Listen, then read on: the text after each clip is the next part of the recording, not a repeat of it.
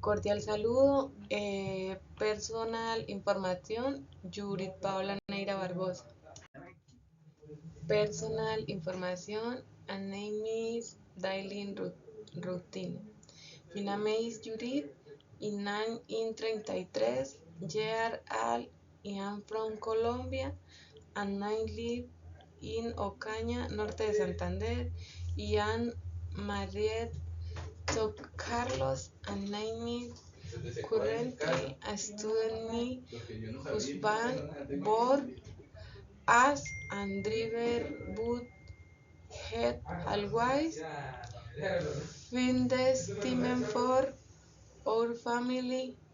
I have two wonderful children, Santiago, God is year old, and Valeria, God is 12. They are boys student and neighbor are interior student. Also, we have 4 loving dogs, tan breed out to our name.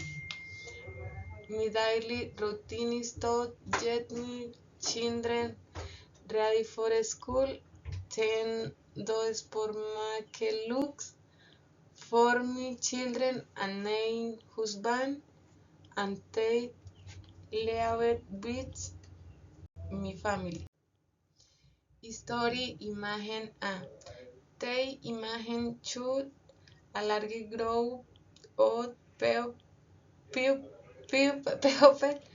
gathered around a table participating in what are to a work meeting or team session in a corporate or professional